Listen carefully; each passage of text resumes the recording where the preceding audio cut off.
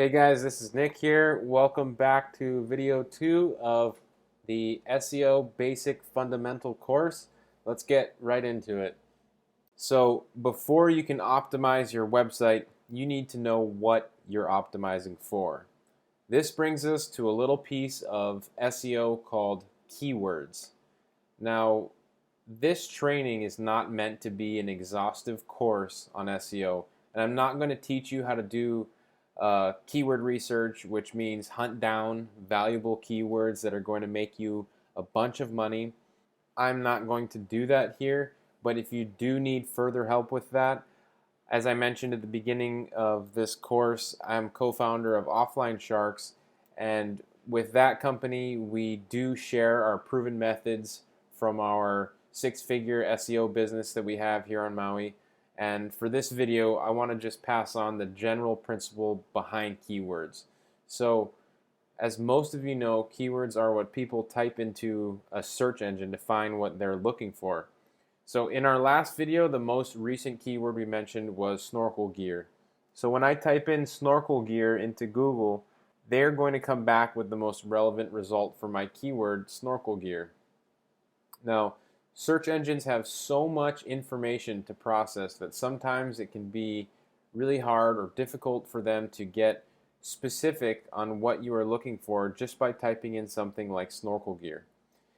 Usually, this type of search is followed by a much more descriptive search like snorkel gear for Hawaii. And the reason I am explaining this is to kind of hit home that people all over the world are typing a large variety of different keywords into search boxes all day long. And if we are doing SEO, we want to understand what they are typing in to relation to the keywords that we are trying to optimize for. We want to understand how they are searching for the keyword that we're trying to optimize for. So keyword research is a huge part of SEO. And proper keyword research will teach you a lot about keywords that you're hunting for. You'll find things out like how many times a keyword is searched for in a given span of time, like every month, or how much a keyword is worth if you in advertising fees if you're deciding to invest in some ads for ranking for a keyword, or how many other sites are competing and optimizing for your keyword. Depending on how you do your keyword research, you're going to find a bunch of data like this. So this is also going to give you an idea of how difficult it can be for you to outrank everybody else that is already ranking in a search engine for this keyword. So as you dive deeper into SEO, you should start to develop a keyword research plan, basically. And what you're going to find when you're doing this is that this plan will be highly profitable for you. And I recommend finding, someone who can teach you more about this or taking a course on this, as it's going to save you a lot of time and struggle because you're going to skip a lot of mistakes that are generally made early on. And I had to make a lot of these mistakes myself, but I've learned a lot in that process. So with that, let's move on to the on-page SEO factors. Now, SEO on-page optimization consists of factors on a given page that influence search rankings, right? So there are several factors that consist of on-page SEO. Number one, we're going to start with content because we already mentioned it earlier in this training. Your content must be unique, user-friendly, have great keywords, be built to share on social platforms, pretty across multiple devices, which means responsive. You need to be able to, see your site on an iPhone or an iPad or also, a desktop computer. It also needs to be crawlable or indexed by search engines and have authorship as well as schema and microdata. Now, authorship and schema and microdata is a markup language that search engines see and they can read, and it kind of gives them a better idea of what is on a page. So the takeaway from this information and the information from the last video should be that good content must supply a demand and must be linkable. The content of a page is what really makes it worthy for a search engine result position. Now, number 2, we're going to talk about title tags or elements. They're either called title tags or elements, and they are the second most important on-page SEO factor after content.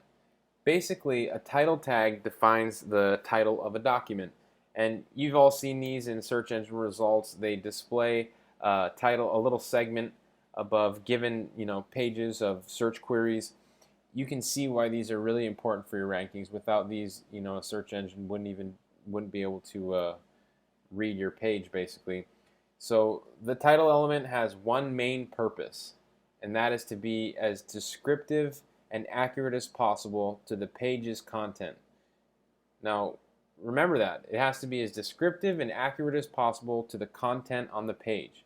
So keep that in mind. That's extremely critical for good SEO. If your title has nothing to do with the content on your page, you're going to confuse the search engine. It's pretty self-explanatory. So I'm also going to include a little information right now about image alt tags, and I'm going to include that to this title tag section because alt tags are really similar to title tags. An alt tag is a common shorthand term used to reference the alt attribute, quote unquote alt attribute, within an image tag. So anytime you use an image, you can include an alt tag with the image, and when you're doing this, basically you're providing a text alternative of an image for screen reader users or other formats of that people use to read web pages. So a good SEO practice is to use the keyword you're optimizing for at least once in an alt tag per page. You also want to add alt tags to the rest of your images throughout the page, but throwing in one image with a variation of your keyword will help with your relevance, and the rest of your images don't, you can basically give them an alternative tag of what the image actually is. A lot of times if you're on a website and you run your mouse over an image, you get this little tiny tag that shows, and that's your alt tag. So this little image right here is just an example of what an alt tag is and it kind of looks like on the front end of a website. So let's move on to our third most important ranking factor, which is your URL. So a URL is an acronym for Uniform Resource Locator, and it's a reference to a resource on the internet. Now, a good SEO will make sure that the category hierarchy of his website will be reflected in his URL. Notice how the example category in this page of 2016 SEO reflects the hierarchy of information on the page. So this page must be talking about SEO on page ranking factors. This is really important because this helps search engines to understand the relevancy of each page. So because we have categorized our content in this way, a search engine will likely pick up that we are not talking about off-page ranking factors, but on-page ranking factors. So with that being said, let's take a look at this example of this bad URL here. So this URL does not help a search engine. It really just reflects that the page has something to do with today. That's what this category is here. And it's on the 2016 SEO domain, but it has no clue what the page is about.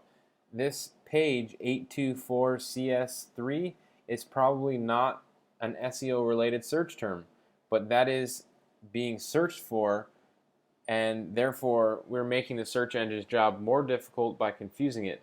We want to make the job easier for the search engine, not more difficult.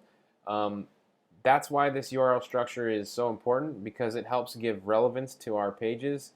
And these categories, they tie everything in. You have a category that gets tied into the content and the titles of your pages, and when a search engine crawls it, it sees that it's all related and relevant. Now, I wanted to give you an example of a website with great on-page SEO factors. So this page here that I'm showing you is a friend of mine's website, and it's great for a number of reasons. But first of all, you can see that the content itself is, it's uniquely written, and it makes for great results in search engines. This content is really specific to a problem and it provides a solution. So if you have an iPhone and your battery is, dying all the time, there's a good chance when you search into Google you'll find this page. If you don't believe me, see for yourself. You can go ahead and type in, some search query like iPhone battery dies fast or something along those lines. And, being that that's a really competitive keyword and this site ranks extremely high for that, this site must be optimized well. So you can definitely use a site like this to kind of peek at and form your strategy up against that. So I want to move on to the layout of this site a little bit and talk about that. The topic of this page, why does my iPhone battery die so fast, is very clear at the top of the page in the title tag here, and it is also used in the URL, which you can see here. So this style of URL is what we call a long tail URL, which has the keyword placed in it, and it's clearly relevant to the page content, and it also has an image with the correct relevant alt text in it. So this is a great example of what great on-page SEO looks like. Next up on our SEO fundamental list is local SEO. So if you have a local presence or you are a brick and mortar business, then it is extremely important for you to have your local SEO on point. Let's say that you are, let me give you a little example. Let's say that you are visiting Salt Lake City and you're having a bunch of back pain. If you're thinking, maybe a massage might help with your situation, the first thing you might do is go into your phone or on your computer and type in best massage Salt Lake City. When you make a local search like this, the first thing you're going to see is what we SEOs like to call a 3-pack. This is a special listing with location markers and a map where these shops are located at in the area that you're searching for. So every business shown here will also have a little extra data like the reviews. You can see this Matrix Spa has 163. You also have their phone number and their website and directions to their business. So think about that. If you are a masseuse in Salt Lake and you don't have a local search listing like this, you're way behind the curve. You are missing out on some serious exposure and probably some income and probably some clients. So the first step in optimizing for this is creating a Google My Business page. Now, don't forget that there are other search engines out there like Bing, and you want to set up local listings with these businesses or these search engines as well. And this kind of brings us right into our next ranking factor called citations. This is an image of a bunch of popular citation sources, and citations are pretty simple to understand. Basically, every time a website or directory mentions your business by your name or website or your physical location or even your phone number, this is called a citation. So, of course, the more citations a business has from high-quality citation sources, the more your website is trusted by search engines. And of course, the higher your trust factor, the more you're going to turn up for search results. I also want to stress something that has a huge impact on your local SEO. You want to make sure that your name, address, and phone number are clearly identified on your site and consistent through all of your citations around the web. If you have a bunch of citations with your old address and phone number, this is going to confuse the heck out of search engines, and you probably, will get less traffic and less exposure.